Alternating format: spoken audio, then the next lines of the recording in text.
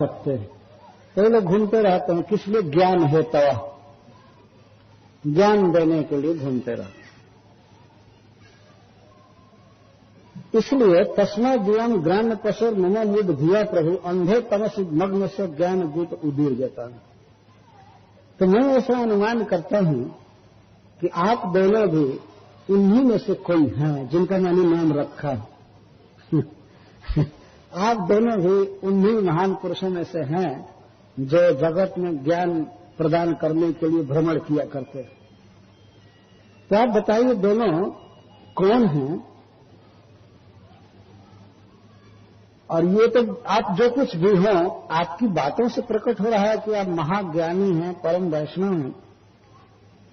तो आप कृपा करके मुझे ज्ञान दीजिए, ज्ञान दीप उदीर जता। आप मेरे लिए ज्ञान का दीपक जलाइए, आप मुझे ज्ञान दीजिए। मैं ग्राम्य पशु हूं, ग्राम्य पशु न मूढ़ धिय प्रभु अंधे तमस मग्न से ज्ञान दीप उदीर जता। मैं एक पशु की तरह और घर गृहस्थी के अंधेरे कुएं में गिर चुका है, विषय भोग के कूप में मैं गिर गया हूं। मेरा उद्धार करने में दोनों आप समर्थ हैं। प्रभु, मैं प्रभु का अर्थ है समर्थ। आप दोनों समर्थ हैं, मेरा उद्धार कर सकते हैं, तो कृपया मेरा उद्धार कीजिए। मैं अंधे तमस मग्न से घोर अंधकार के तमोगुण में मग्न हो गया हूं, मुझे कुछ समझ में नहीं आ रहा है। आप हमें ज्ञान दीजिए, ज्ञान दीपक जलाइए। ज्ञान दीपक जलाने का मतलब ये मत समझिए कोई लाइट वेट लाएंगे नारद जी।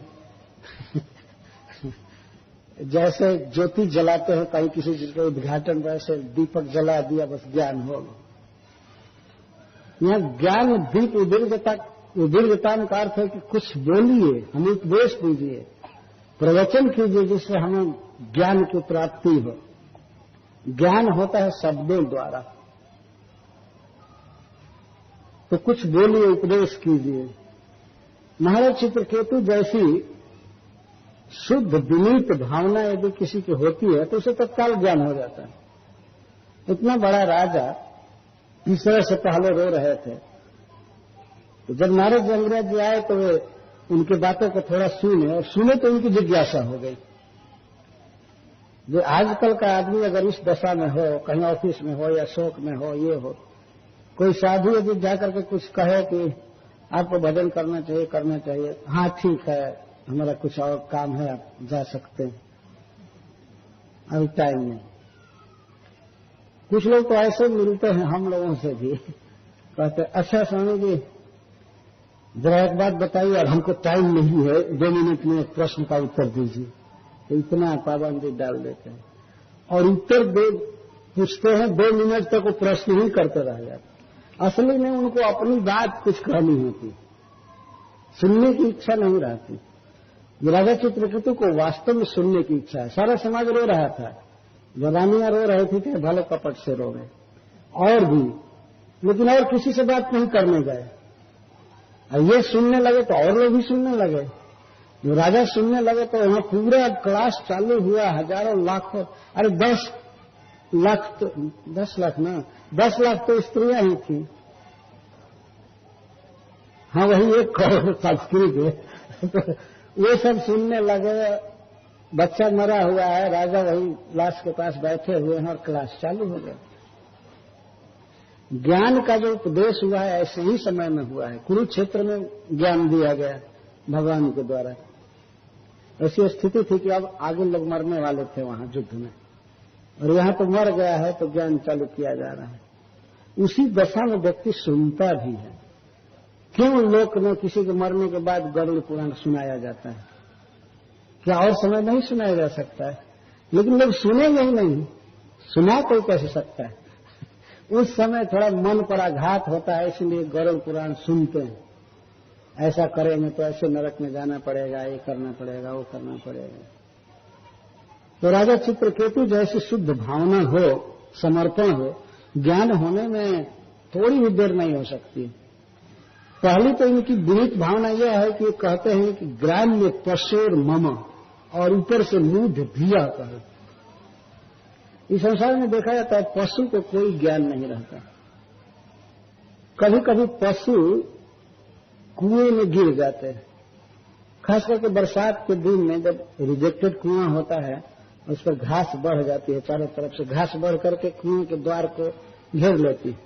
बहुत लंबी लंबी घास होती है, हम लोगों ने देखा है, और कुएं में गिरा हुआ पशु भी देखा है। तो वो चरने के लोभ से घास, हरी हरी घास को चरने के लोभ से निकल जाता है, और पशु तो दूर रहते हैं, किसी किसी को पता होता है कि यह कुआं है। लेकिन जब मूढ़ बुद्धिया, जब मूर्ख बुद्धि का आदमी है, वो सोचता है यहाँ सुख है, यहाँ सुख है, ऐसे घर बांधूंगा, ये करूंगा, ऐसे नौकरी चाकरी ये सब, वो सुख के फिर जाता है और धड़ाम से गिर जाता है उसमें। तो पैर आगे बढ़ाता है तो घास रहती है, पट रहता नहीं है, और घास चरने गया, चर भी नहीं सका, धड़ाम से गिर जाता। ये दुर्दशा है। कोई सुख मिला नहीं संसार में, लेकिन और बहुत बड़ा गृहस्थी का भार लेकर के चलने लगता है। जो पहले सुख था वो भी नहीं रहा, चला था सुख के लिए घास चरने, घास भी नहीं मिला, और बाद में रोने लगता, अरे बाप रे बाप, अब क्या करें, क्या करेंगे। अब तो कोई नारद जी जैसा आएगा तो निकालेगा, भीतर से निकालेगा, अंग सीधा करेगा, कोई दवाई देगा, तब न ठीक होंगे। तब ठीक सब घास का लोभ नहीं करेंगे, अब एकादशी वगैरह करके संतोष करेंगे। हरे कृष्णा कृष्णा कृष्णा हरे हरे, हरे राम। लेकिन अपनी स्थिति का इस तरह से खुले हृदय से स्पष्टीकरण करना, यह चित्रकेतु महाराज की विशेषता है। मैं ग्राम्य पशु हूं, बिल्कुल बेवकूफ, मैं अपना हित है कुछ नहीं जानता, आप हमें उपदेश कीजिए। तब अंगिरा जी बोलते हैं, नारद जी भी चुप हैं। अंगिरा जी कहते हैं, अहम ते पुत्र काम से पुत्र दो अस्मंगिरा नृप। हे नृप, हे मनुष्यों का पालन करने वाले, यह एक द्वंद्व था कि आप अपना ही पालन नहीं कर रहे हो, मनुष्यों का क्या पालन करोगे, इस तरह से रो रहे हो। तो हे राजन, हे नृप, अहम अंगिरा अस्मि, मैं अंगिरा हूं। जब ध्यान से देखिए, कुछ ही दिन पहले मैं आपके यहां आया, फिर भी नहीं पहचान रहे, तो मैं अंगिरा हूं। ते पुत्र कामस्य पुत्रदः अंगिरा, आपको पुत्र की कितनी लालसा थी, तो आप इतने याद कीजिए, आपके घर पर कोई साधु आया था, हाँ आया था, वही मैं अंगिरा हूं। इतना भूल गए। ते पुत्र कामस्य अहम पुत्रदः अंगिरा अस्मि, आपको पुत्र मैं दिया था, पुत्रदः मैं पुत्र दिया था, तब तो प्रणाम पहली बार किए होंगे। प्रणाम किए होंगे चाहे और सत्कार, ये अभी सुनने के बाद। तो मैं जब आपके घर पर आया था तो आपके पुत्र की बहुत अभिलाषा थी, कामना थी, तो मैं आपको पुत्र दिया था। ये अपना परिचय दे रहे हैं, राजा पहचान नहीं रहे थे, इसीलिए परिचय दिए कि आपको पुत्र देने वाला मैं हूं। और ये सब चित्रकेतु जी ने पूछा कि और ये, अरे ये सब ब्रह्म सुतः साक्षात नारदो भगवान ऋषि, आपने नारद जी का नाम सुना? हाँ, वही साक्षात श्री नारद जी, ब्रह्मा जी के पुत्र और भगवान के परम भक्त, ये श्री नारद जी हैं। अच्छा, नारद जी, ये अंगिरा जी परिचय दे रहे। ऐसा ब्रह्म सुतः साक्षात नारदो भगवान ऋषि, देवर्षि नारद साक्षात भगवान, शायद भगवान के भक्ति में परिपूर्ण सर्वज्ञ नारद जी आए और अपने आप कहते हैं, इत्थम ताम पुत्र शोक न मग्नम तमस दुष्करे। हम लोगों ने देखा कि आप पुत्र शोक में, महान दुख के दुस्तर समुद्र में मग्न हो गए हैं, पुत्र शोक के कारण दुख में मग्न हो गए, अज्ञान में मग्न हो गए, इस तरह रो रहे, ये अतुदर है। हम लोगों ने देखा कि आप जैसे व्यक्ति को ऐसा नहीं होना चाहिए। हम लोगों ने सोचा आप जैसे भक्त को इतने छोटे धरातल पर हो करके छोटी छोटी बात पर नहीं सोचना चाहिए, इसलिए हम लोग आए हैं। वास्तव में नारद जी जैसे महात्मा सबके यहां जाकर नहीं समझाने लगते, कोई भक्त है, अच्छा आदमी है और हाय हाय कर रहा है बिना मतलब के, तो उसको जाकर समझाते हैं कि नहीं तुम्हारे लिए ठीक नहीं, तुम्हारे लिए ठीक नहीं। वही करे अतो दरहम अनुस्मृत महापुरुष गोचरम, क्योंकि महापुरुष के भक्त हैं, आप श्री विष्णु के भक्त हैं, वैष्णव। भगवान के भक्त को इतने अज्ञान में नहीं गिरना चाहिए। मरे हुए बच्चे के चरण के पास आप मरे जैसे गिरे हुए हैं राजा, ये आपके लिए ठीक नहीं। तो हम लोगों ने सोचा कि वैष्णव है, वैष्णव वंश में जन्म लिए हैं, इतने बड़े हैं, इनको ऐसा योग्य नहीं है, अतः अनुग्रहाय भवतः प्राप्त आवालिह प्रभो। हे राजन, आप पर कृपा करने के लिए हम दोनों यहाँ पर आए हुए। ब्रह्मांडे भगवत भक्तो नावसीदितु मरति, जो भगवत भक्त है, विष्णु का भक्त है और ब्राह्मणों के प्रति प्रेम रखता है, इसको इस तरह दुख में नहीं पड़ना चाहिए। आपका दुख देख करके हम लोग आए हैं, आपका दुख दूर करने के लिए। तब चित्रकेतु महाराज कहते हैं, तो आप कई महीना पहले हमारे घर आए थे, तो उसी समय क्यों नहीं परम ज्ञान दे दिए? इतना रुला करके मार डाले है उसी समय क्यों नहीं परम ज्ञान दे दिए कि अब ज्ञान दे रहे हैं? उस समय भी तो आपको ये सब ज्ञान था ही ना। तब कहते हैं अंग्रेजी, तदैव ते परम ज्ञानम ददामी गृहमागत। तदैव, उसी समय जब मैं आपके घर आया था तो मेरा उसी समय विचार था कि परम ज्ञानम ददामी, मैं इनको परम ज्ञान दूंगा। यही बात सोच करके मैं आया था। लेकिन मैं देखा ज्ञात्वा अन्याभिनिवेशम तो पुत्र में ददऊ, लेकिन आप तो हाय रे बेटा कर रहे थे कि हमको पुत्र नहीं है और दुनिया में किसी भी चीज से मैं सुखी नहीं हो सकता, हमको पुत्र चाहिए, इसलिए पुत्र मेरा ददौआ हम, इसलिए अहम आप पुत्र मेरा ददौ, मैं भी पुत्र ही देकर चला गया। आप उस समय ज्ञान ले नहीं सकते थे। जब मैं आपके यहाँ आया तो रोने लगे कि हमको पुत्र नहीं, तो आप कहाँ ज्ञान मांगे? अभी तो ज्ञान मांगे नहीं तो एक बहुत महत्वपूर्ण बात है, ज्ञात्वा अन्याभिनिवेशम। आपका अन्य अभिनिवेश देख करके मैं पुत्र ही दिया, और दिया नहीं कुछ भी, ज्ञान नहीं दिया। इसके द्वारा भी एक बात का बहुत रहस्योद्घाटन हो रहा है। ज्ञान लेने की योग्यता क्या है कि अन्य विचारों से मुक्त होना चाहिए उसको। 5 प्रकार की अविद्या है उसमें, तो अविद्या, अस्मिता और राग, द्वेष, अभिनिवेश कहते हैं। अभि का अर्थ होता है अभित, नी का अर्थ है मितरा, और विवेश का अर्थ है प्रविष्ट हो जाना। जब हम किसी सांसारिक विचार में बिल्कुल खो जाते हैं, बाहर का कोई ध्यान नहीं रहता है, तो उसको अभिनिवेश कहते हैं।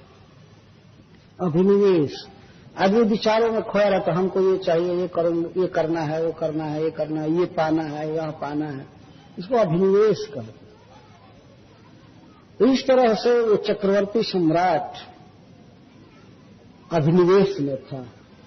हमको पुत्र चाहिए, विचार करता रहता था, पुत्र होगा तो ये करूंगा, ये खोया रहता था। तो घर पर कोई महाज्ञानी भी आ रहा है, भक्त भी आ रहा है, तो उसकी योग्यता, उस ज्ञानी की शक्ति से भी वो यही लाभ उठाना चाहते थे, इनके आशीर्वाद से, इनके कुछ प्रबंध से हमको पुत्र हो जाएगा।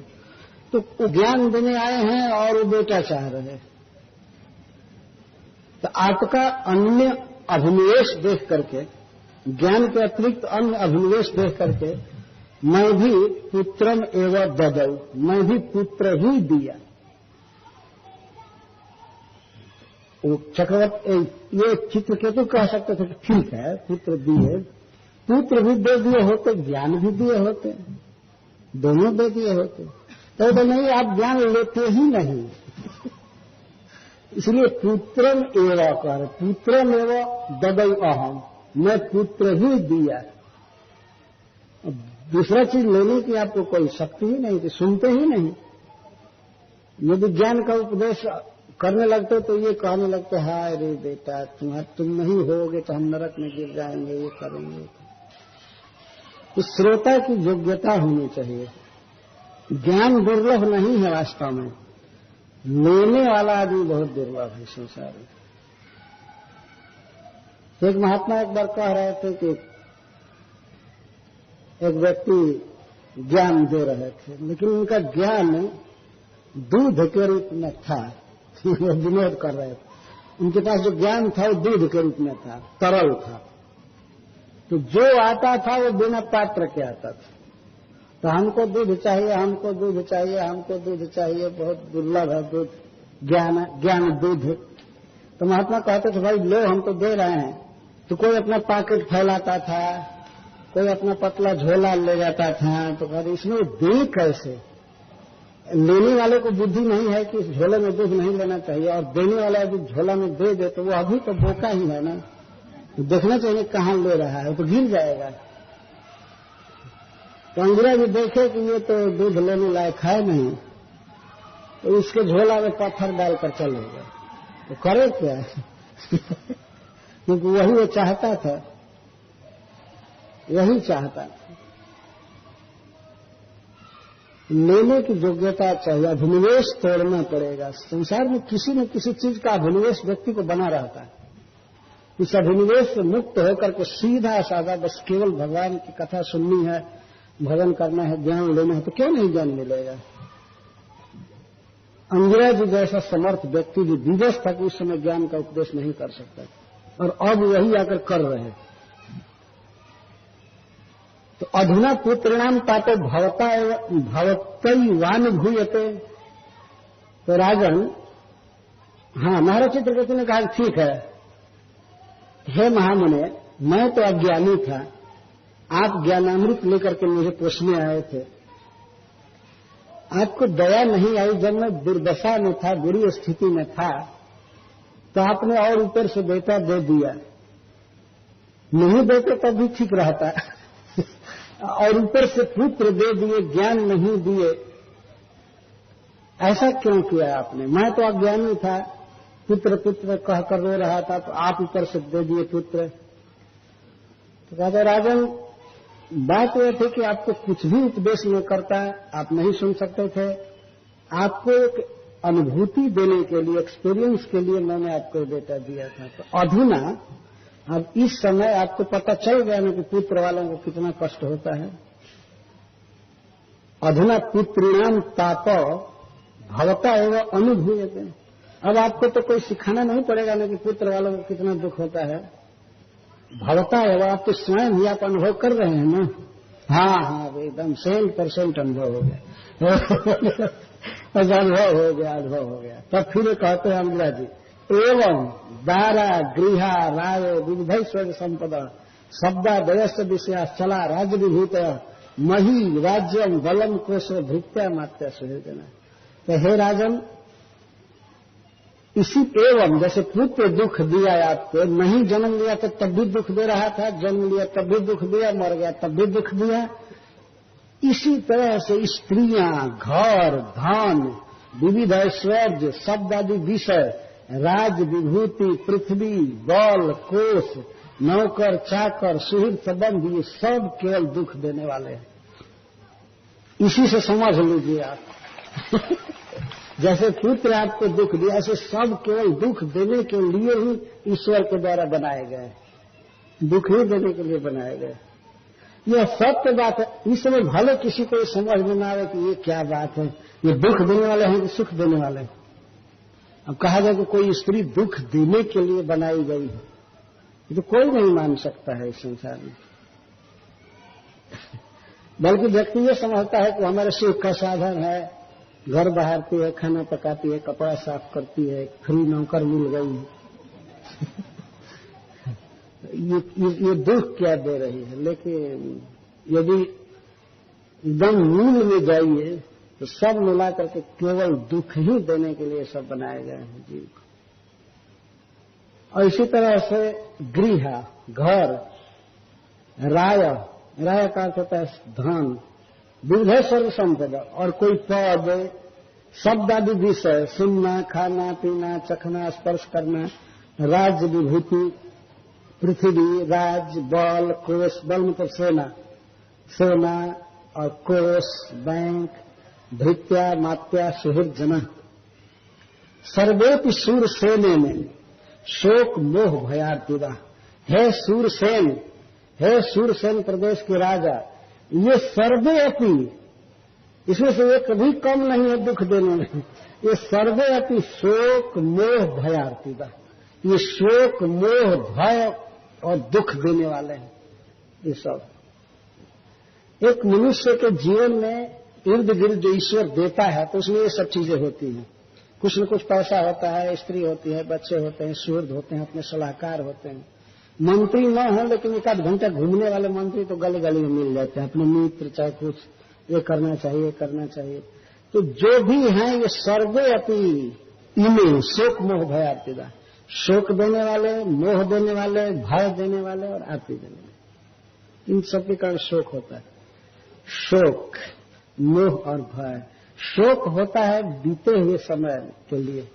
कोई चीज हमारे मन के विरुद्ध घटना हो जाती है तो उसकी याद कर करके जो दुख होता है उसको शोक कहा जाता है। ओ ये हो गया, वो हो गया।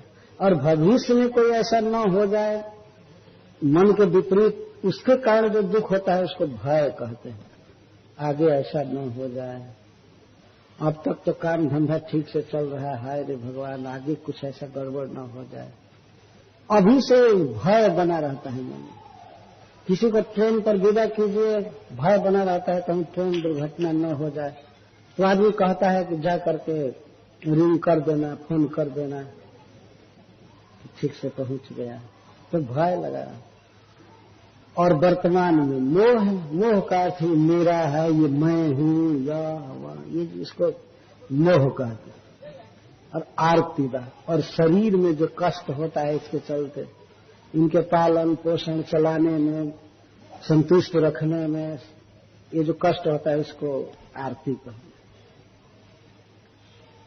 और ये सब गंधर्व नगर प्रख्या, ये है वास्तव में अनित्य, गंधर्व नगर की तरह। जैसे गंधर्व नगर आकाश में एकाएक प्रकट होता है और विलीन हो जाता है, इस तरह से आते हैं, रहते हैं, फिर विलीन हो जाते हैं। राज्य भी चला जाता है, स्त्री भी चली जाती है, पुत्र भी चले जाते हैं, जीव को अकेले एक दिन जाना पड़ता है। कितना भी साम्राज्य जुटा ले आदमी, कितना भी अच्छा ऑफिस बनावे, कुछ भी करे, बहुत बड़ी बड़ी कंपनी चलावे, लेकिन अंत में खाली हाथ। अब उस समय ये नहीं कहा जा सकता है कंपनी के मालिक थे इसलिए इनके कफन में 2-4 करोड़ रुपया बांध करके दे दो, ले जाओ। कुछ भी बनाइए न, या तो वे छूट जाएंगे यहीं पर, अथवा जीते जी छोड़कर चले जाएंगे। दोनों में एक होगा।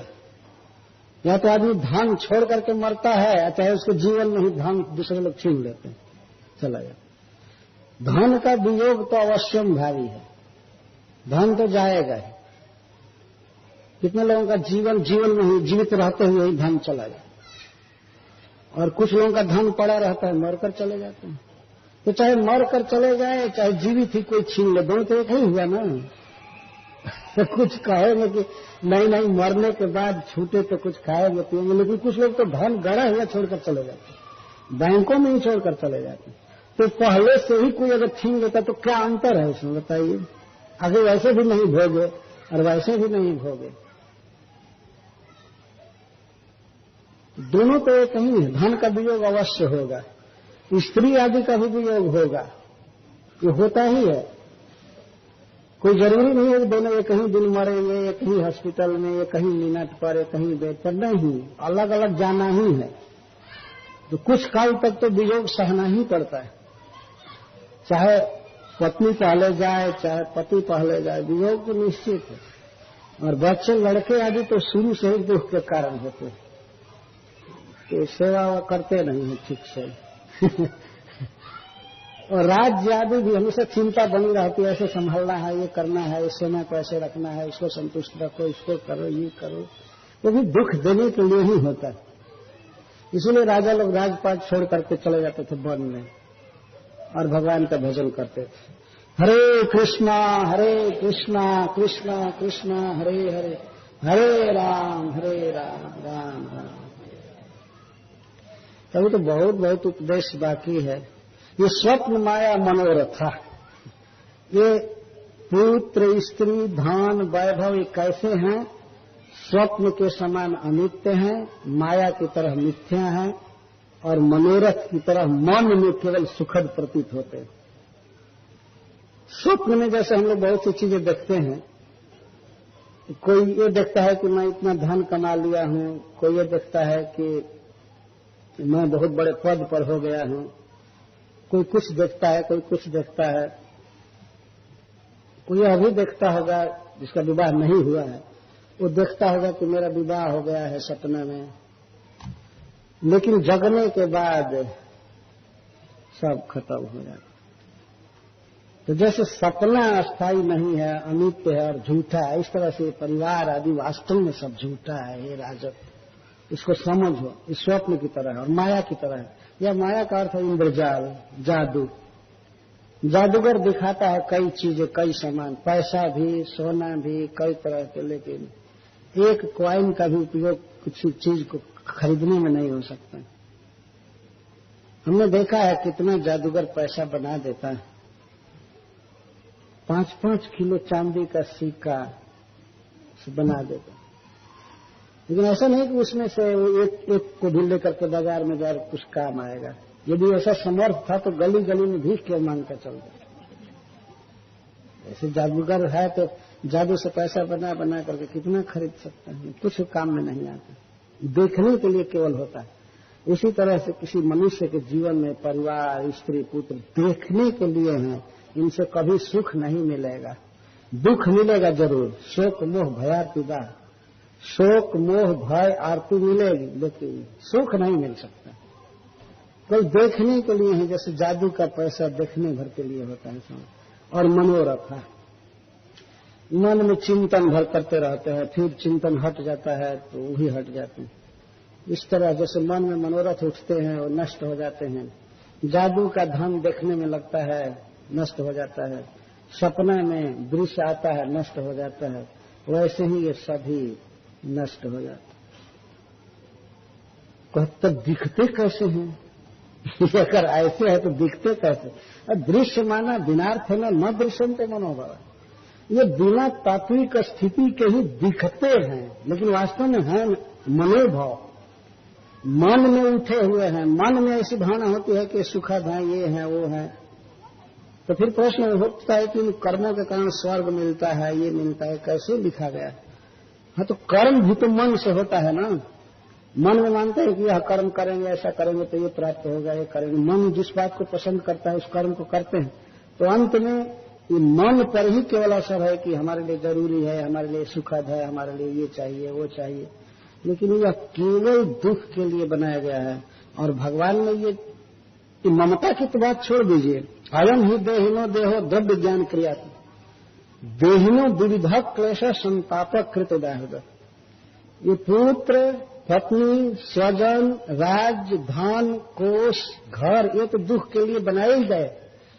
ये आत्मा का जो देह है, देहिनः अयम देह, ये जो देह है, जो आध्यात्मिक, अधिदैविक, अधिभौतिक तीनों को मिला करके बना हुआ है, यह अभी देहिनः विविध क्लेश संताप कृत उदाहरण।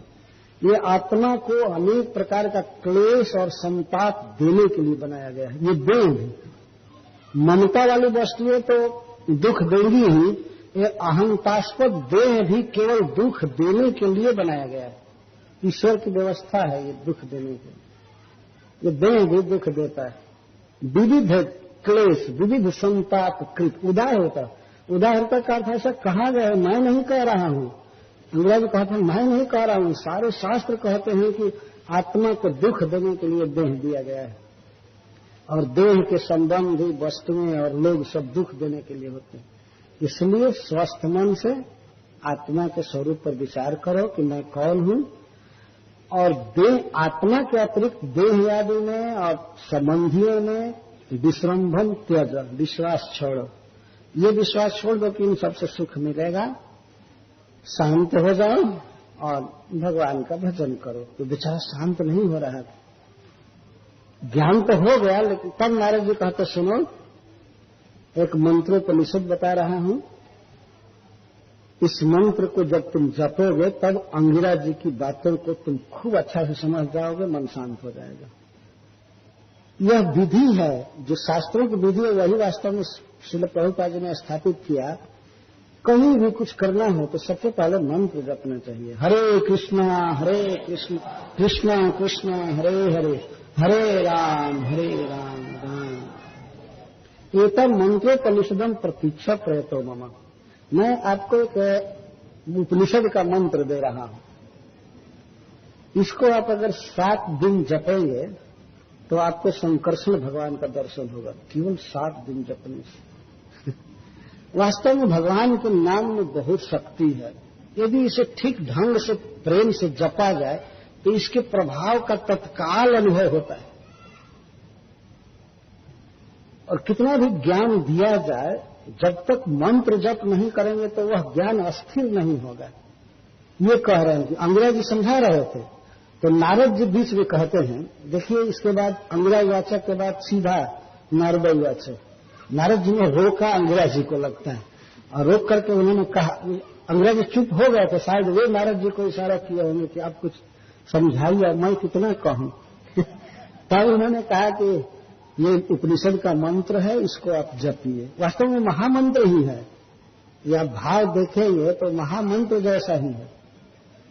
वैष्णव में परंपरा है कि मन को शांत करने के लिए, भगवान में प्रेम उत्पन्न करने के लिए महामंत्र का जप करना चाहिए। कथा के पहले भी भगवान का कीर्तन किया जाता है, उसका यही सिद्धांत है। कथा में हो सकता है कि कई बातें समझ में न आवे, या कुछ लोग तो बहुत बातें नहीं समझ पाते हैं, तो कम से कम कीर्तन तो सुनेंगे ना।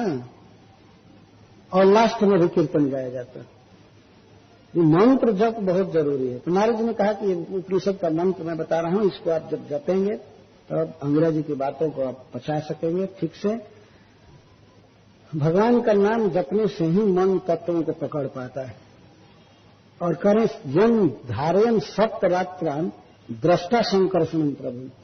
यदि आप 7 दिन इसको जपेंगे, सप्तरात्रान, तो सप्तरात्रान का मतलब है रात और दिन दोनों, केवल रात भर नहीं। जैसे नवरात्र होता है तो इसका मतलब 9 दिन और 9 रात, ऐसा नहीं केवल रात भर। तो ऐसे सप्तरात्र का मतलब है 7 दिन, सप्ताह। यदि 1 सप्ताह महामंत्र का जप करेंगे बिना खाए पिए तो आपको संकर्षण भगवान का दर्शन हो जाएगा। यह उन्होंने बताया। इसके बाद उन्होंने मंत्र दिया और तब ये कथा आएगी कि नारद जी ने और ज्ञान को दृढ़ करने के लिए, अभी मंत्र दे नहीं रहे हैं, देंगे बाद में, लेकिन और ज्ञान दृढ़ हो जाए इसके लिए नारद जी ने मरे हुए बच्चे को जिला दिया। और नारद जी ऐसे कहते हैं, बेटा उठो, अपने पिता का दिया हुआ राज्य भोगो, अभी जाने की क्या जरूरत है। तो उठा बच्चा, कहता है ये लोग किस जन्म में मेरे माता पिता थे। एक बार बेटा बन गए हैं तो कहता है कि बेटा है बेटा। ये लोग 10-10 बार मेरा बेटा बने हुए। अच्छा तो जो बाकी ज्ञान था सब हो गया। तो कल चित्रकेतु महाराज के पुत्र का प्रवचन होगा। लोग सुने। और वास्तव में तो नारद जी करा रहे थे, उन्होंने शक्ति दे करके उसको जीवित कर दिया और छोटा सा बच्चा तत्व का उपदेश करने लगा। कल पूरी कथा में यही बात आएगी कि चित्रकेतु का पुत्र चित्रकेतु को उपदेश कर रहा है। बहुत सुंदर उपदेश है। हरे कृष्ण, जय श्री कृष्ण। कुछ लोगों ने कहा था कि आधा घंटा कथा बढ़ाइएगा, इसलिए मैं बढ़ाया। ऐसे मैं अनजान में नहीं बढ़ाया।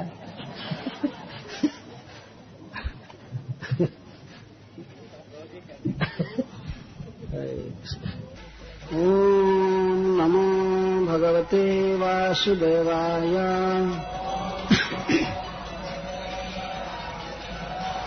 ओम नमो भगवते वासुदेवाय।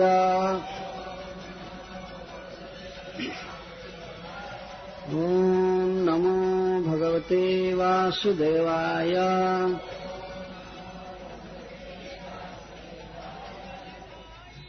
श्लोक 24 से चल कर रहे हैं। दृश्यमान विनार्थेन न दृश्यन्ते मनोभवः कर्मभिर्ध्यायतो नाना कर्माणि मनसो भवन् अयं हि देहिनो देहो द्रव्यो ज्ञानक्रियात्मनः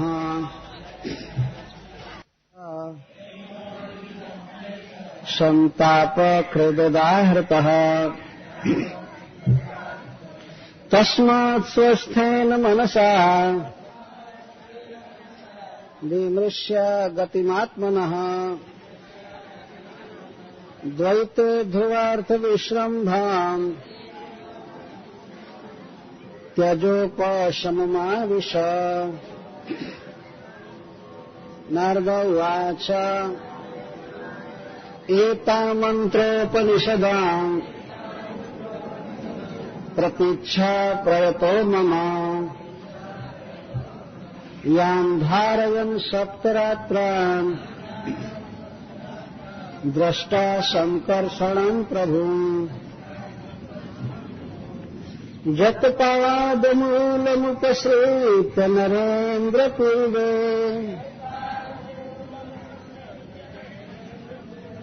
सर्वादयो भ्रममिमं द्वितयं विसृज्य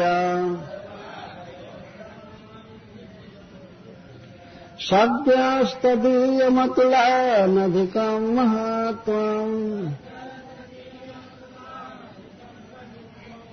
प्रापुर्भवानपि परं न चिरादुपैति।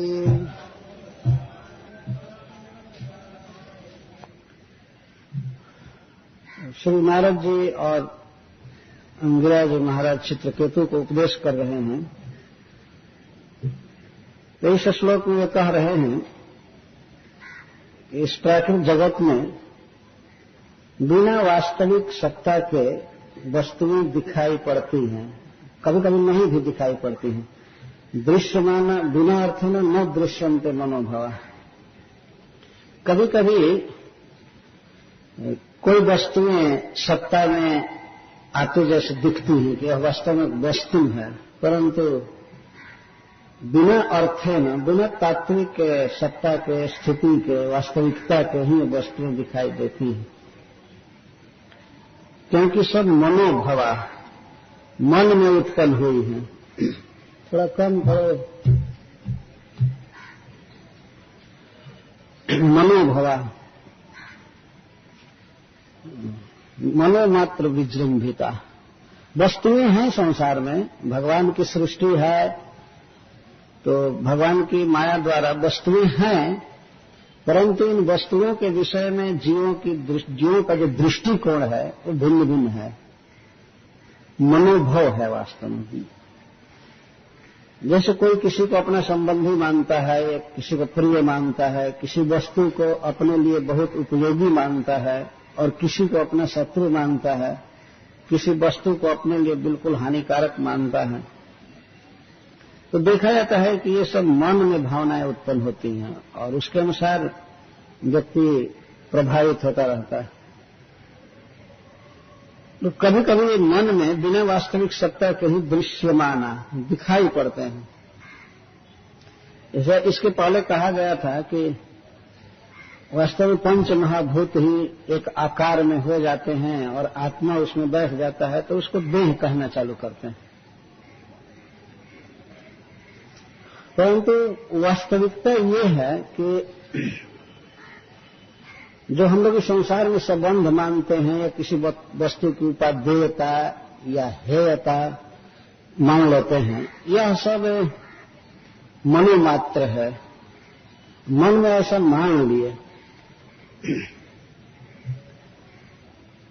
तो कभी कभी वही वस्तु एक दूसरे रूप में दिखाई देती है और कभी कभी दूसरे रूप में दिखाई देती है।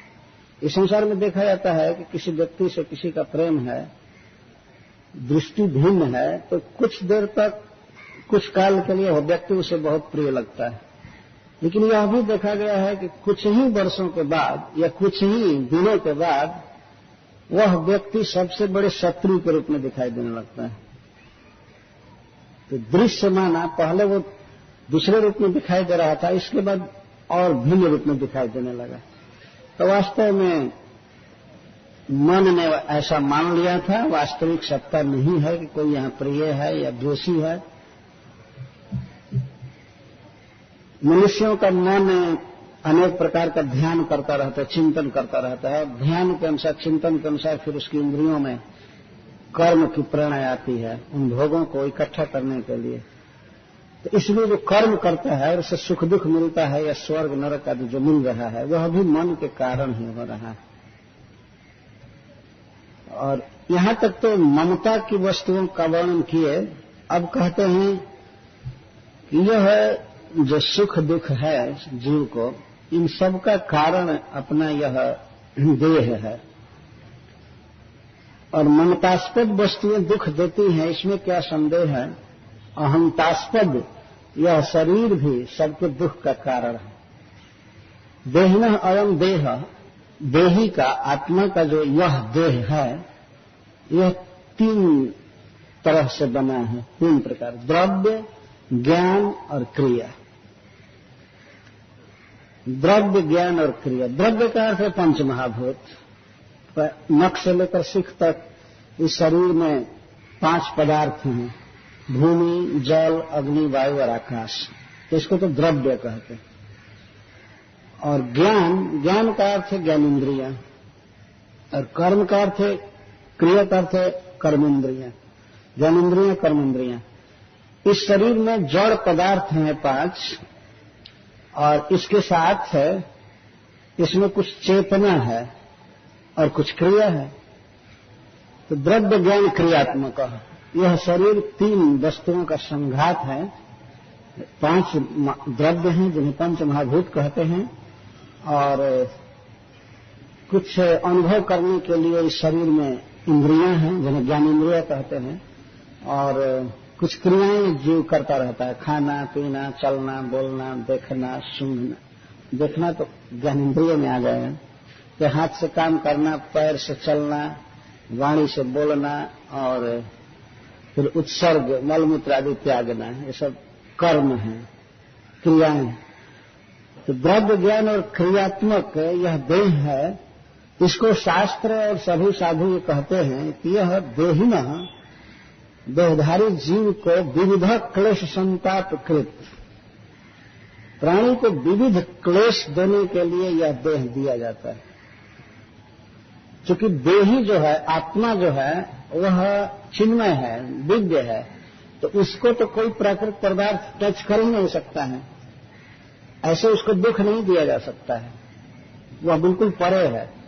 परंतु जब जड़ शरीर को, मैटर को वह मैं मान लेता है, तब उसको दुख दिया जा सकता है। वो अनुभव करने लगता है कि मुझे दुख हो रहा है, शरीर में अहम बुद्धि कर लेता है, इसलिए उसे देही कहते हैं। देह में जो अहम बुद्धि किया है उसको देही कहते हैं, देह वाला। वो मानता है कि मैं ही देह हूं। जो ठंडा लगता है तो उसका अनुभव करता है, या गर्म लगता है तो अनुभव करता है, हीट का अनुभव करता है। अन्यथा भगवान तो कहते हैं कि नैनम, और इसी को जीव संवारने में पड़ा रहता है, बल्कि मैं समझ लेता है। जो दुख देने के लिए शरीर दिया गया, उसी को वह सुख का मूल साधन समझ लेता है, अपने को भुला रहता है। और एक प्रकार का क्लेश नहीं, विविध क्लेश। इस संसार में यदि गिना जाए तो लाखों लाख प्रकार के रोग हैं। रोगों की यह जन्मभूमि है शरीर और मन। अनेक प्रकार के रोग इसमें उत्पन्न होते रहते हैं। मनुष्यों को जो रोग हो रहे हैं, ये पशु पक्षियों को, वो दीवार में नहीं होता है रोग, पत्थर में नहीं होना, ये देह में ये सब रोग होता है। फोड़ा, फुंसी, कैंसर, निमोनिया, ये जो भी है सब इसके अंदर उत्पन्न होता है। गिन ही नहीं सकते, इतने रोग हैं। यहाँ विविध क्लेश कहा, विविध क्लेश प्राप्त कराने के लिए, अनुभव कराने के लिए यह देह दिया गया है।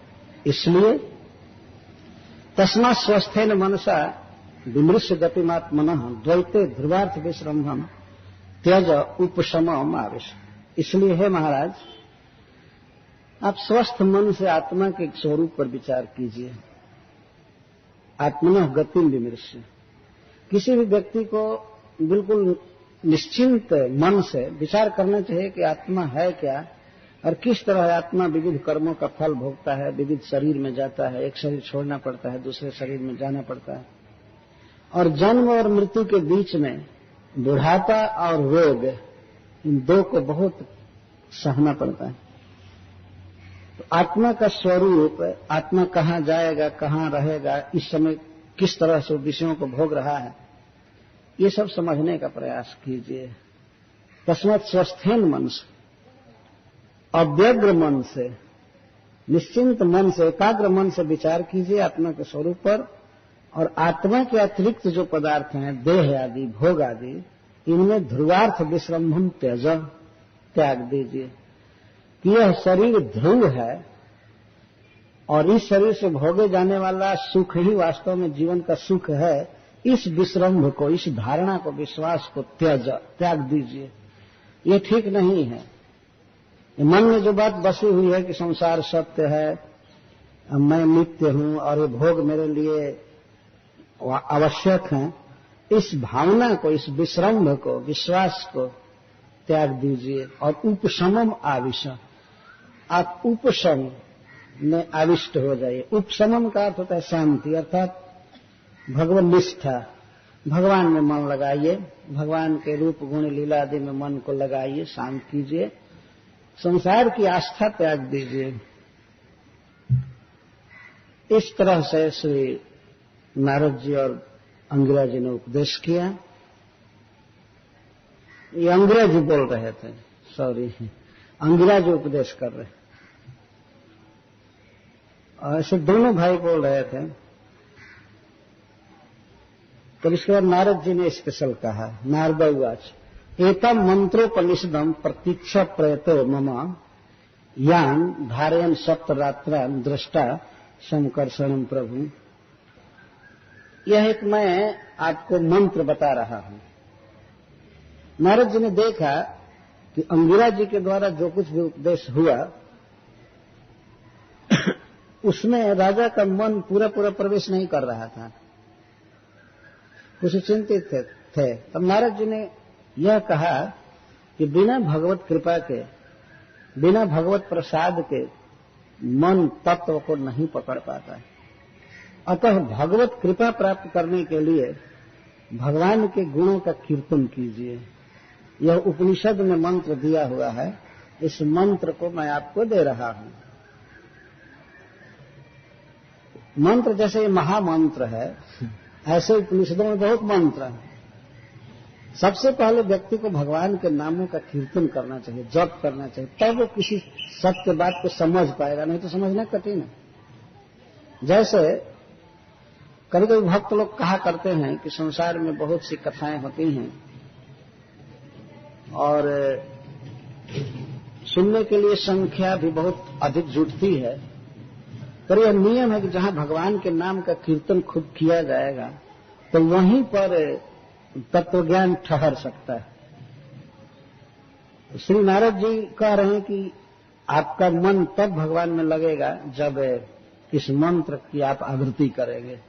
और उन्होंने बहुत थोड़ा समय बताया, याम धारयन सप्तरात्रान, यदि इसे अखंड आप 7 दिन 7 रात जपेंगे तो आपको साक्षात भगवान संकर्षण का दर्शन मिलेगा। इतने कम समय में दृष्टा संकर्षणम प्रभु। इस श्लोक में भगवान नाम की महिमा बताई जा रही है। और कोई व्यक्ति ऐसा है जो बहुत प्रकार के प्रवचन को नहीं समझ सकता है, गूढ़ विषयों को नहीं जान पा सकता है, परंतु भगवान का नाम तो कोई भी व्यक्ति गा सकता है। हरे कृष्णा कृष्णा कृष्णा हरे हरे, हरे राम राम राम हरे। रामायण में लिखा गया है कि जाना चाहि गूढ़ गति जेऊ, नाम जेह जपि जानहि तेऊ। जो भगवान के गूढ़ स्वरूप को, लीलाओं को जानना चाहते हैं, वे लोग भी भगवान का नाम जीभ से जप करके जानते हैं। यही उपाय है। जो जाना चाहि गूढ़ गति जेऊ, नाम जीभ जपि जानहि तेऊ। जीभ से जपते हैं तब जान पाते हैं। ऐसे मन में भी भगवान का नाम जपा जा सकता है, यह भी एक विधि है, परंतु सर्वश्रेष्ठ विधि है जिह्वा से उच्चारण करना। इससे यह लाभ होता है कि सुनने वाले प्राणियों का पाप नष्ट हो जाता है और धीरे धीरे वो पुण्य के भागी होते हैं, भगवान में उनका मन लगने लगता है। तो जो लोग जिह्वा से भगवान नाम उच्चारण करते हैं वे तो अपना जीवन सफल करते ही हैं, अन्य जीवों का भी बहुत बड़ा उपकार करते हैं। अतः उच्चारणम प्रशस्तम, जीव गोस्वामी जी कहते हैं कि महामंत्र का उच्चारण ही प्रशस्त, इसे सदा बोलते रहना चाहिए। हरे कृष्णा कृष्णा कृष्णा हरे हरे, हरे राम राम राम हरे हरे। तो उन्होंने कहा कि यह मंत्र जपने से आप संकर्षण देव का दर्शन पाएंगे, भगवान का दर्शन पाएंगे। तो भगवान संकर्षण का थोड़ा परिचय दे रहे हैं अगले श्लोक में। वे कौन हैं? जत पाद मूलमुपश्रित्य नरेन्द्र पूर्वे सर्वादयो भ्रममिमं द्वितयं विसृज्य सद्यस्तदीयमतुलानधिकं महत्त्वं प्रापुर्भवानपि परं न चिरादुपैति। सर्वादय, भगवान शिव जिनमें प्रधान हैं, ऐसे समस्त बड़े बड़े देवता और ऋषिजन जिनके चरण कमलों की उपासना करके इस द्वैत भ्रम को त्याग दिए, माया को पार कर गए और भगवान के ऐश्वर्य को, धाम को प्राप्त किए, वैसे आप भी यदि इस मंत्र का जप करेंगे तो भगवान का धाम आपको प्राप्त होगा, भगवान का ऐश्वर्य आपको प्राप्त होगा। भगवान का ऐश्वर्य अतुल अनधिकम है, न तो भगवान के समान किसी के पास धन है और न तो बढ़ करके तो होने की कोई बात ही नहीं। अतुल और अनधिकम, अतुल का अर्थ है अतुल्य, समान भी नहीं, भगवान के समान भी कोई नहीं है किसी भी विषय में। भगवान विष्णु अद्वितीय है किसी भी विषय में, सौंदर्य, माधुर्य, ऐश्वर्य, दया, कीर्ति, किसी भी विषय में भगवान अद्भुत हैं, उनके समान कोई नहीं है, फिर बढ़ करके कोई कैसे हो सकता है। इस प्रकार भगवान संकर्षण देव का परिचय दे करके अब नारद जी ने यह सोचा कि चित्रकेतु के पुत्र को जीवित कर दूं और पुत्र के मुख से कुछ उपदेश कराऊं। क्या उपदेश? कि पिता और पुत्र का जो संबंध है यह है नहीं, वास्तव में यह मनोभ्रम है। इस बात की शिक्षा देने के लिए उन्होंने योग शक्ति से चित्रकेतु महाराज के पुत्र को जीवित कर दिया। तो वे कहते हैं, श्री शुकवाच, अथ देव ऋषि राजन संपरेतं नृपात्मजं दर्शयित्वेति होवाच ज्ञातीनामनुशोचताम्। देवर्षि नारद संपरेतं नृपात्मजं, मरे हुए राजपुत्र को दर्शयित्वा, दिखाया था, जीवित कर दिए। उस समय उस बच्चे के जितने भी संबंधी थे वहां सब रो रहे थे, राजा के संबंधी सब रो रहे थे, विलाप कर रहे थे। उनके बीच शोक में डूबे हुए थे, विलाप नहीं कर रहे थे उस समय, सब लोग नारद जी की बात सुन रहे थे, लेकिन शोक में डूबे हुए थे। तो उन लोगों के सुनते सुनते, देखते देखते श्री नारद जी ने उस बच्चे को जीवित कर दिया। वैसे वो पड़ा हुआ था मर करके, तो उठकर बैठ गया। यह अद्भुत अलौकिक शक्ति है नारद जी की। अथवा कुछ महानुभावों का कहना है कि नहीं, सोए सोए प्रवचन चालू किया। जो भी हो, दर से तो उन्होंने दिखाया मरे हुए को जीवित करके। हमारे वैदिक ग्रंथों में ऐसा वर्णन है, अनेक ऋषि मुनि हुए हैं जिन्होंने मृतक को भी जिलाया है, एक नहीं कई मृतकों को बात की बात में जीवित कर दिया। आज के युग में तो जीवित करने की बात छोड़ दीजिए, कोई किसी को किसी रोग से मुक्त कर दे तो महासिद्ध हो गया। और वो भी अपने कर्मानुसार किसी को ठीक होना है तो होता है, किसी के द्वारा हो नहीं पाता है वास्तव में। परंतु नारद जी जैसे महापुरुष तो किसी को जीवित कर सकते हैं। शरीर में रहने की अवधि उसकी पूरी हो गई है, लेकिन उसको लौटा करके फिर से जीवित कर दी। कहने लगे, जब भी वो मरा हुआ बच्चा था तो उससे नारद जी ने कहा, नारद उवाच जीवात्मन पश्य भद्रम ते मातरम पितरम चते। हे जीवात्मन, हे जीवात्मा, ते भद्रम, तुम्हारा हित हो, तुम्हारा कल्याण हो, मंगल हो। ते तब मातरम पितरम च पश्य, तुम अपने मां को और अपने पिताश्री को देखो, इनकी क्या दुर्दशा है, कितना दुखी है तुम्हारे बिना। मातरम पितरम च पश्य, मातरम पितरम और चकारेण अन्यम सर्वम, अन्यत सर्वम, और सबको देखो जो तुम्हारे विरह में, तुम्हारे मृत्यु से बहुत दुखी हैं। सुहृदो बांधवास तप्ता सुचा त्वत्कृत्याभिष, तुम्हारे अन्य भी जो सुहृद हैं और तुम्हारे बंधु, ये सब तुम्हारे द्वारा ही उत्पन्न किए हुए शोक से ग्रस्त हैं, बहुत दुखी हैं। तो देखो, इतने कहते ही बच्चा उठ करके बैठ गया। देखो, फिर नारद जी कहते हैं, कलेवरम स्वमाविश्य, स्वम कलेवरम आविश्य, तुम अपने कलेवर में, शरीर में फिर से प्रवेश करो। तो कर ही चुका था, अथवा बैठने से पहले बोल रहे हैं। कलेवरम स्वम आविश्य, अपने कलेवर में, अपने शरीर में फिर से प्रवेश करके शेषम आयु भुंक्ष, शेषम आयु स्वर्ग, तुम्हारी जो आयु शेष रह गई है उस शेष आयु को इसी शरीर में पूरा करो। अपमृत्यु हुई थी ना, अकाल मृत्यु हुई थी। तो प्राय धारणा है लोक में कि कोई जवानी में या बचपन में मर जाता है बिना बुढ़ापा के, तो उसको अपमृत्यु कहते हैं, खराब मृत्यु है। ऐसे नहीं मरना चाहिए।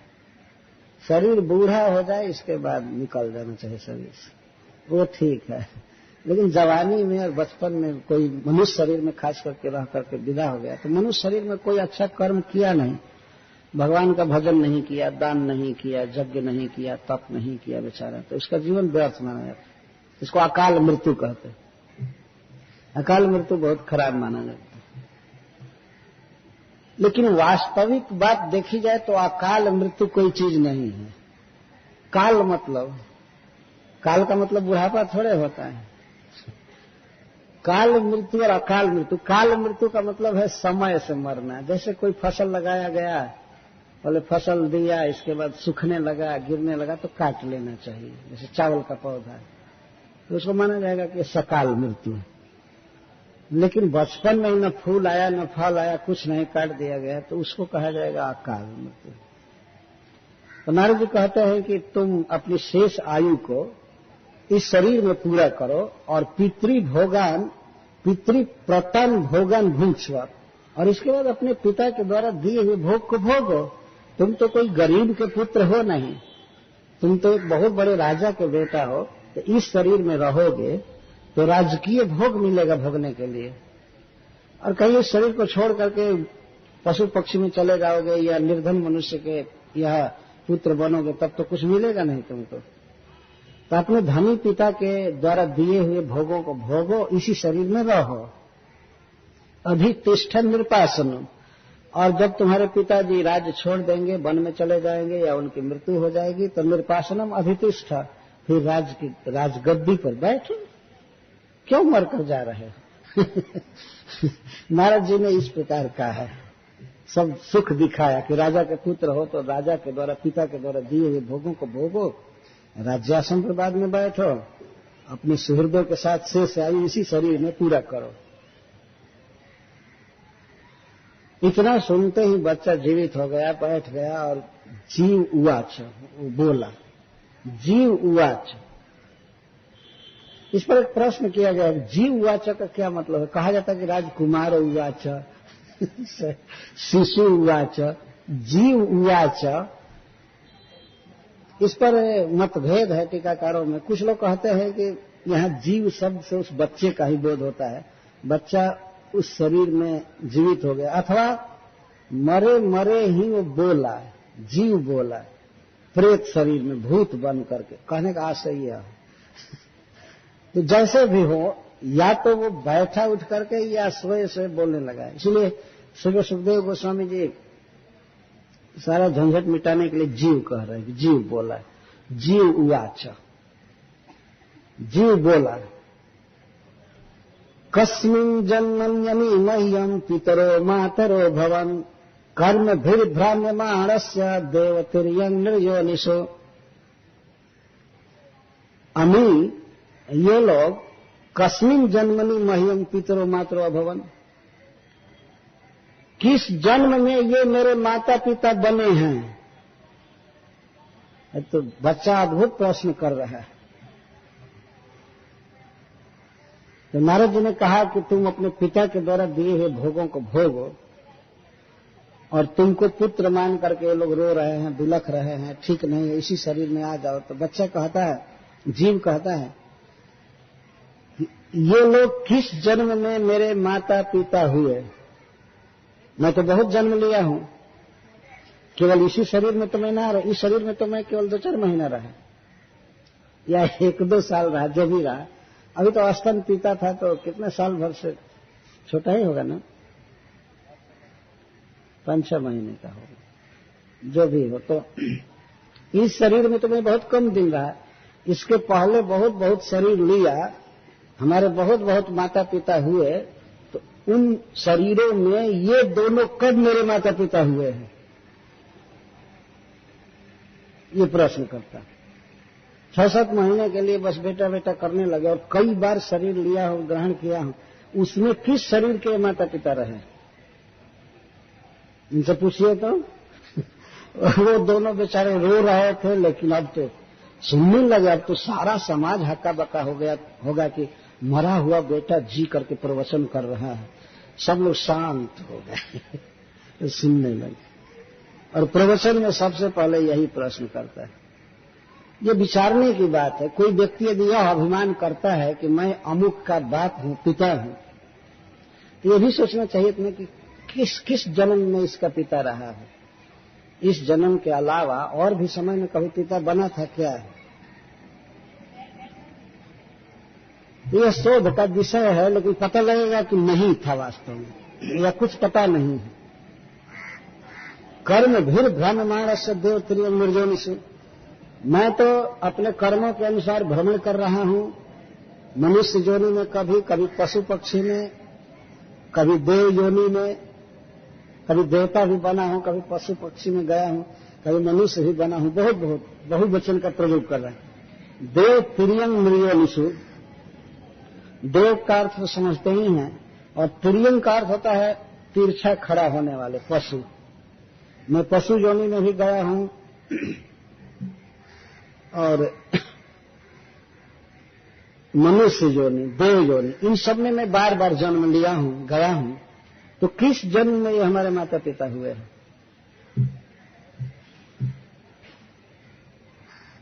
बंधु ज्ञात मध्यस्थ मित्रोदासीन विद्विषः सर्वे वही सर्वेषां भवन्ति क्रमशो मिथ। इस प्राकृत जगत में जीव कह रहा है, इस प्राकृत जगत में अनेक जीव हैं, अनंत कोटि जीव हैं। यही तो ब्रह्मांड भरी अनंत जीवगण, और 84 लाख योनि ते कराए भ्रमण, तब भ्रमण कर रहे हैं। तो जीव अपने अपने कर्मानुसार भ्रमण करते रहते हैं, भ्रमण करते रहते हैं। उसी में से कोई बंधु हो जाता है, कोई ज्ञाति, कोई आरी, कोई मध्यस्थ, कोई मित्र, कोई उदासीन, कोई विद्वेष। ये कितने हुए? बंधु, ज्ञाति, आरी, मध्यस्थ, मित्र, उदासीन, विद्वेष। 7 प्रकार का संबंध होता है मनुष्यों से।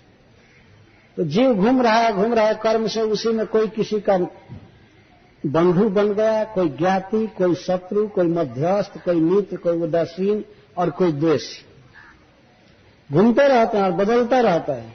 आज जो व्यक्ति बंधु है, कल हो सकता है कि वही आरी हो जाए, शत्रु हो जाए। घूमते रहते हैं, घूमते रहते हैं। बंधु का अर्थ होता है जो किसी बंधन से संबंधी बनते हैं, जैसे विवाह आदि द्वारा। विवाह के द्वारा कुछ लोग अपने सुहृद हो जाते हैं। विवाह एक बंधन है, बंधन मतलब संबंध,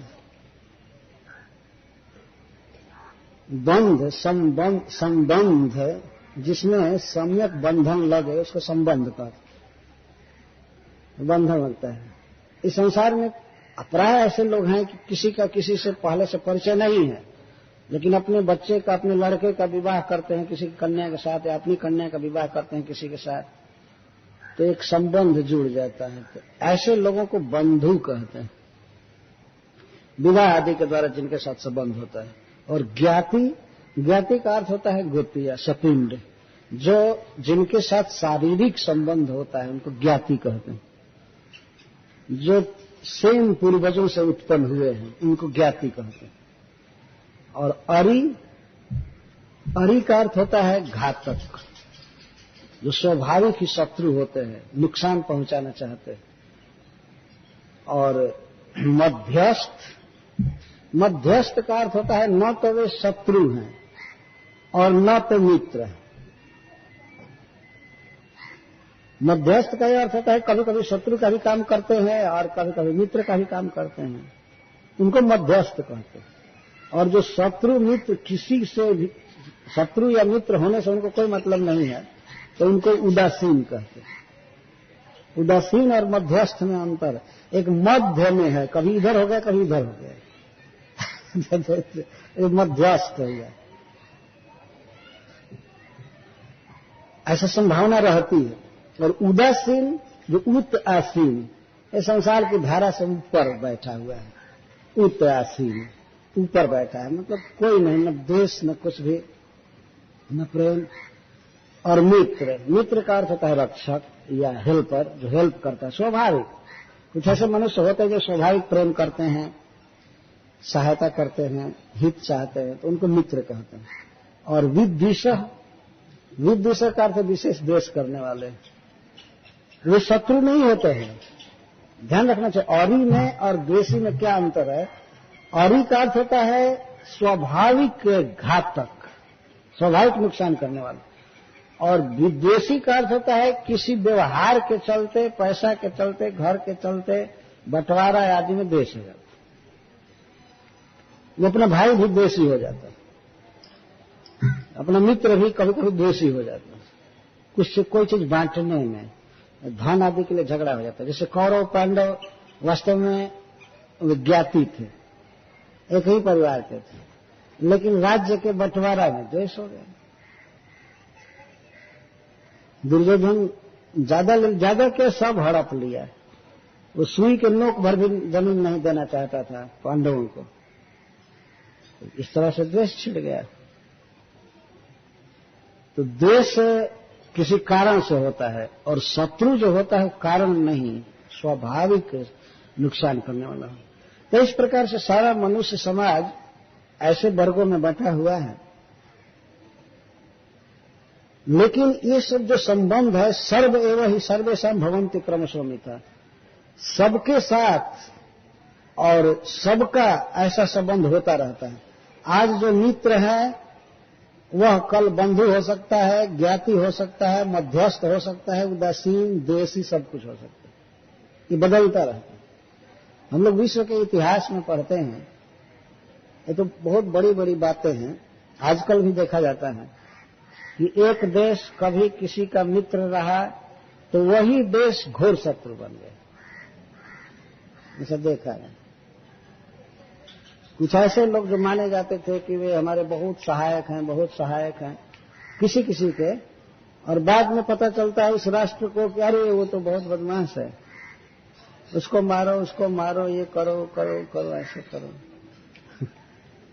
इस तरह से द्वेषी हो जाते हैं। जो हमारे काम में आ रहा था तब तो बहुत अच्छा व्यक्ति था, जब हमारे विरुद्ध हो गया तो इसको मारो, ऐसा करो।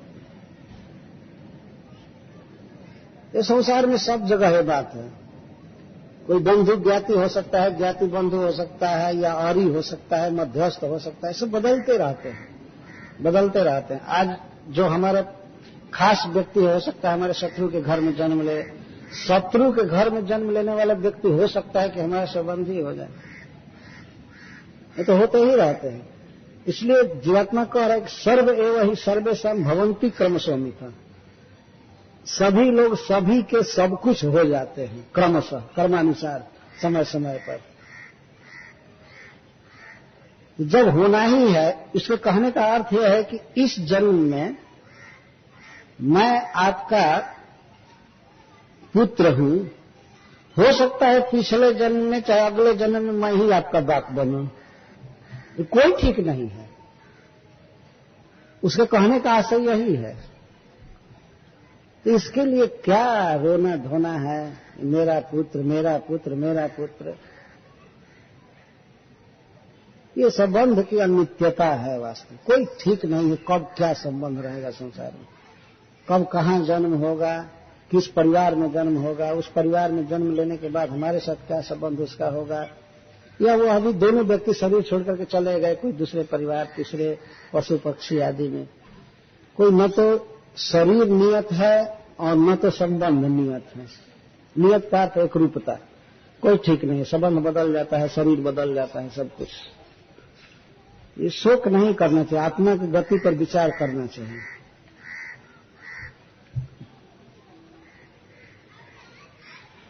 बहुत बहुत माता पिता मिले हैं जीव को, कोटि कोटि माता पिता, कोटि कोटि भाई बंधु परिवार, सब कुछ, लेकिन आज उनका कोई पता नहीं है। जीव अकेले जन्म लेता है। ऐसा नहीं है कि पहले जितने परिवार के लोग थे वो सब लोग एक ही साथ मर करके एक साथ एक परिवार में जन्म ले, नहीं, अकेले बच्चा जन्म लेता है। कभी कभी ट्विन जन्म लेते हैं, लेकिन उनके भी कर्म भिन्न भिन्न होते हैं। अच्छा, अकेले जन्म होता है और अकेले जाना भी होता है। कोई ये नहीं कह सकता कि मैं इस परिवार का पालन किया हूं, अब मैं मरने जा रहा हूं इसलिए सब मेरे साथ मरो, चलो, कोई अब नहीं जिएगा। ऐसा तो कोई कह नहीं सकता, और कहेगा भी तो कौन मानने वाला है। ठीक है, तुम्हारी मृत्यु आई है, तुम मरो, हम क्यों मरेंगे? अभी हमको ये सुख भोगना है, यह करना है, वह करना है। कोई साथ में मरने के लिए तैयार नहीं होगा। ज्यादा से ज्यादा यहाँ अपना ब्लड दे सकता है, इतना ही करेगा, लेकिन मरने के लिए कौन तैयार हो साथ में? जरूरत पड़ेगी। कभी कभी लोग वो भी नहीं देते हैं, कहते हैं कि हमारा ब्लड और उनके ब्लड में अंतर है, डॉक्टर मना कर रहा है इसलिए हम नहीं देंगे। इतना तक हो गया।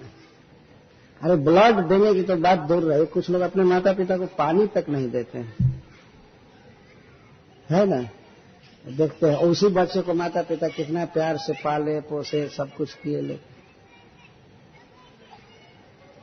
हमने देखा है कभी कभी हैंड पाइप पर, चंपाकल पर बाप नहा रहा है और दो चार बच्चे उसके पुत्र वहीं गप कर रहे हैं, लेकिन हैंड पाइप नहीं चलाते हैं कि नहा लीजिए।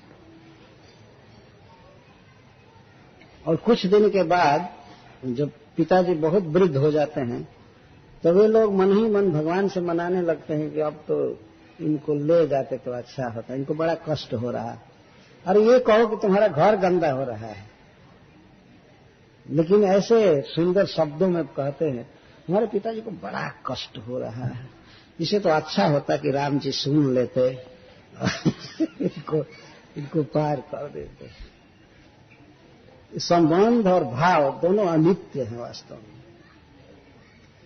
तो जीवात्मा ये कह रहा है कि सभी सबके सभी बनते हैं, कौन किसका शत्रु है, कौन किसका पुत्र है, कौन किसकी माँ है, क्या है।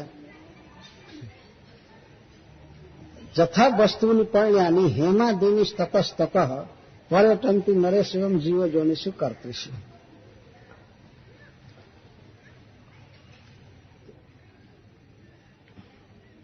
अब उदाहरण दे करके समझा रहा है कि कर्म के अनुसार जीव कैसे विविध योनियों में भ्रमण करता रहता है।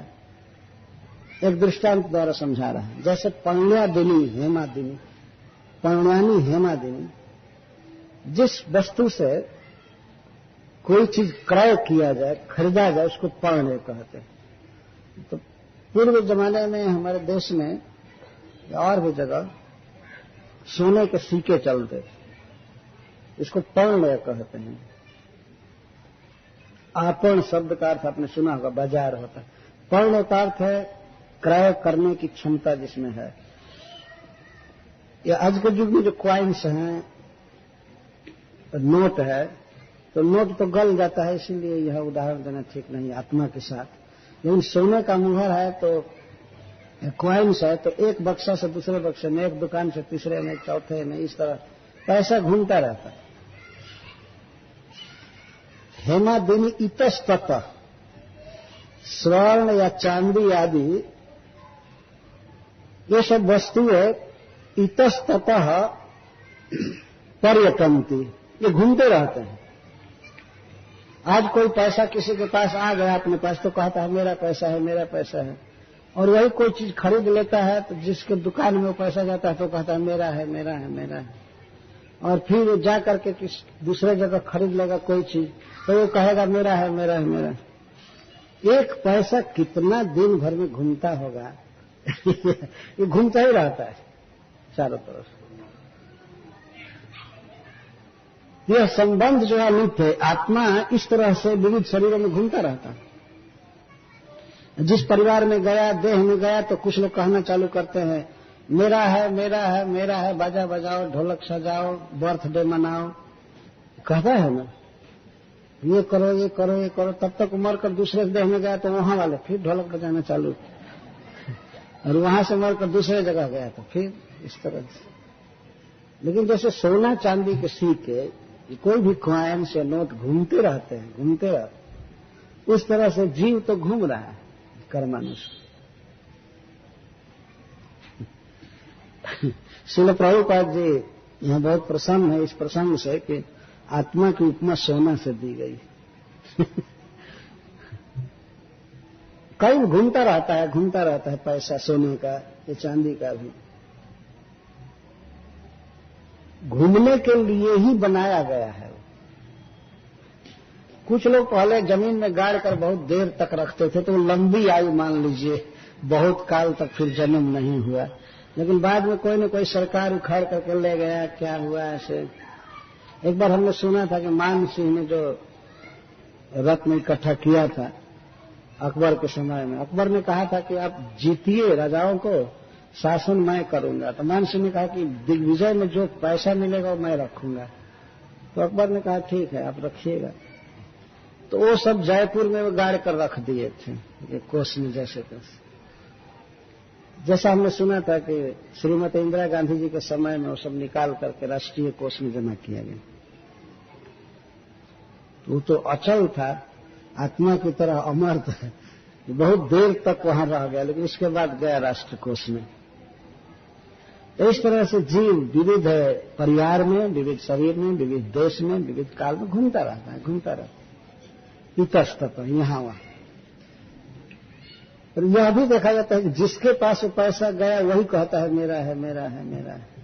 और कोई चीज खरीद लेता है, उसको दे देता है, तो उसके बाद ममता हट जाती है। और 2 श्लोकों में ये बता रहा है जीवात्मा कि ये तो मरने के बाद संबंध बिछुड़ता है, लेकिन जन्मनी, अस्मिन जन्मनी अपनी, इसी शरीर में रहते हुए भी संबंध बदल जाता है, और संबंध के बदलते ही ममत्व भी नष्ट हो जाता है इसी शरीर में रहते ही। तो वो कहता है नित्यस्य अर्थस्य संबंधो यह नित्य दृश्यते मृषु जावत जैसे ही संबंधो ममत्वम तावदेव।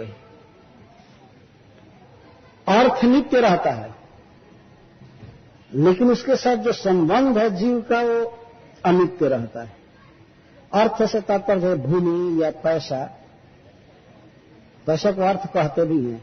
मान लीजिए सोना है, चांदी है, हीरा है, तो वह तो नित्य रहता है कुछ खास काल के लिए, लेकिन उसके साथ संबंध जो मनुष्यों का देखा जाता है वो बदलता रहता है।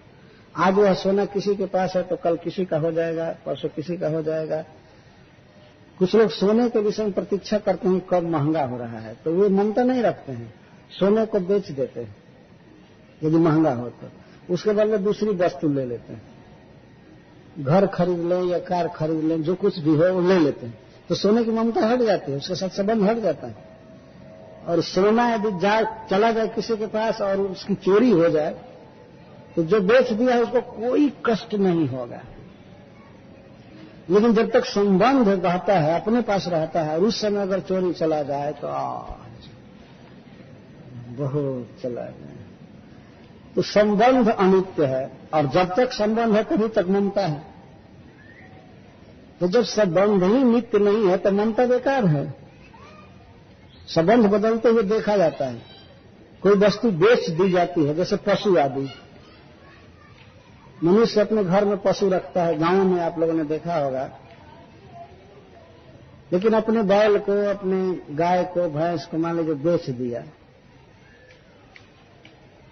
तो बेच दिया तो उसके साथ ही संबंध हटा, संबंध विच्छेद हुआ उस पशु के साथ। उस पशु के रूप में पैसे से संबंध जुड़ गया और पशु से संबंध हटा। संबंध हटते ही ममता भी समाप्त। उसी दिन ममता खत्म हो जाती है। एक ही गांव में मैं अपने गांव की बात कहता हूं।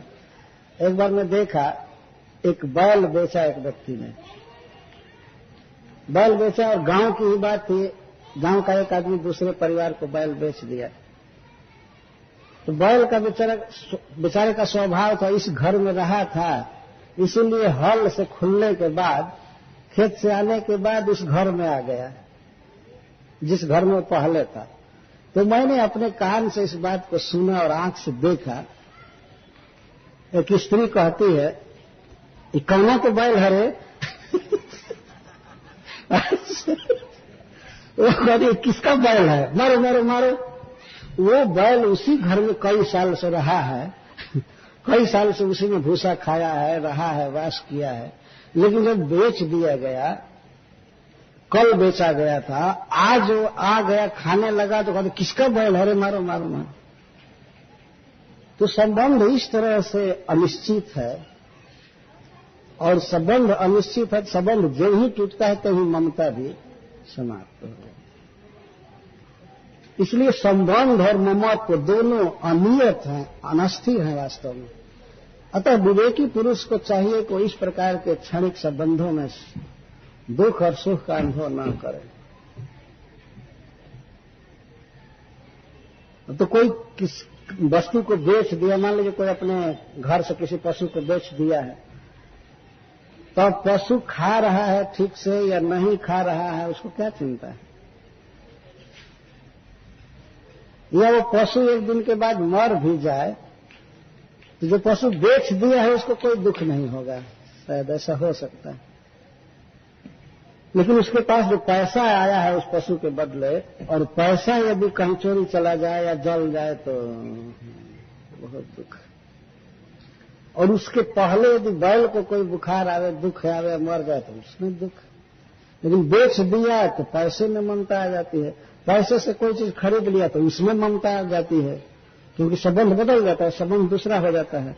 उस वस्तु को फिर विनिमय करके तीसरी वस्तु लाया तो उसमें ममता हो जाती है। तो ममता का जो कारण है संबंध, वह अनित्य है, और इस कारण से ममता भी अनित्य है। बहुत सुंदर उदाहरण दे रहा है बच्चा, शिक्षा दे रहा है। नित्य अर्थ से संबंध हो या नित्य दृश्यते, यदि वह अर्थ पशु या पैसा रहते हैं कुछ देर के लिए, लेकिन रहते हुए भी उनमें संबंध अनित्य देखा जाता है। और जावत जो सही संबंध हो ममत्वम तावदेव ही। और जब तक किसी का किसी वस्तु से संबंध रहता है, ममत्वम तावत एवं, ममता भी उतने ही समय तक रहती। संबंध नहीं रहा तो ममता भी नहीं रहती। और मनुष्य समाज में एक प्रकट देखी जाती है बात। मान लीजिए 4 भाई हैं, 5 भाई हैं, तो छोटे छोटे हैं, एक में खाते हैं पीते हैं, विवाह भी करते हैं कुछ काल के लिए। लेकिन जब बंटवारा हो जाता है, थोड़ा संबंध शिथिल होता है, तो ये भाई कैसे खा रहा है, कितना दुख में है, दूसरे भाई को कोई मतलब नहीं है। और जब संबंध था, एक में थे, तो एक दूसरे के योग छीन की चिंता करते थे, कि ना उसके बाद नहीं करते। तो जब इसी शरीर में रहते हुए किसी वस्तु के साथ संबंध देखा जाता है छूट रहा है, और उसके अनुसार ममता छूट रही है, तो शरीर बदल करके कोई आत्मा चला गया तो उसके लिए क्या रो रहे हैं आप लोग? और जब इस तरह से शत्रु भी मित्र के रूप में हो सकता है, पुत्र के रूप में हो सकता है, तो कदाचित ये हो सकता है कि मैं पूर्व जन्म में आपका दुश्मन रहा था, और दुश्मन को ही पुत्र मान करके आप लोग खुश थे, तो यदि वास्तव में मैं दुश्मन था तो मर गया तो और खुश होना चाहिए ना, क्योंकि संबंध तो अनित्य है ही, कोई ठीक नहीं। अन्यथा आप बताइए कि किस जन्म में आप माता पिता थे हमारे, ये बताना पड़ेगा। यही मूल वाक्य है, किस जन्म में आप लोग माता पिता बने थे। मैं तो ये समझ रहा हूं कि मैं आपका शत्रु हूं, जब तक नहीं आया था तब भी दुख दे रहा था, मर करके गया तब भी दुख दे रहा है। दुख देना शत्रु का काम है, और आप लोग इतने मूर्ख हैं कि शत्रु के लिए रो रहे हैं। क्यों ऐसा करते हैं? बहुत सुंदर वाक्य है कि जावत जस ही संबंध है ममत्वम तावदेव, जिसका जब तक संबंध है तभी तक ममता है। इस संसार में तो सर्वत्र देखा जाता है। आज के युग में तो ये सबको मालूम है, उदाहरण आ जाता है। सबसे ज्यादा जो टाइट संबंध है, सबसे घनिष्ठ संबंध जो है वो स्त्री पुरुष का इस संसार में है। लेकिन जब तलाक हो जाता है, तलाक विदेशी शब्द है, ये भारतीय समाज में नहीं था, लेकिन उसके बाद अब कोई चिंता नहीं, कोई ममता नहीं, कोई संबंध नहीं रहा। इस तरह से सिद्ध होता है कि संसार में कोई किसी का है नहीं वास्तव में। ये झूठा झमेला है, मन में केवल मान लिया गया है, और इसके कारण आदमी दुखी हो रहा है। उस बच्चे के कहने का यह भाव है। ये तो रोज रोज वस्तुएं, खास करके दुकान में कोई जाए तो देखे, जिस वस्तु को दुकानदार कितना सजा करके रखा है, पैकिंग करके, ये करके, और उसको बेच दिया, पैसा आ गया, तो पैसे में ममता आ जाती है। और वह वस्तु किसी के द्वारा चाहे नष्ट हो जाए, कुछ भी हो जाए, ममता नहीं, खत्म हो गई ममता। कोई किसी वस्तु चाहे व्यक्ति के विषय में यही सत्य है। अच्छा, इसके बाद नारद जी ने कहा था कि तुम अपने पिता के द्वारा दिए हुए भोग को भोगो। इसका उत्तर देते हुए वो कहता है, एवं योनिगतो जीवः स नित्यो निरहं कृतः यावद् जत्रोपलभ्यता तावत् सत्वं ही तस्य तत्। वो जीव कहता है कि आप लोग हमको बार बार पुत्र क्यों कह रहे हैं? एवं योनिगतो जीव, जो जीव पिता आदि के साथ संबंधित होता है, पिता के वीर्य से उसका शरीर बनता है।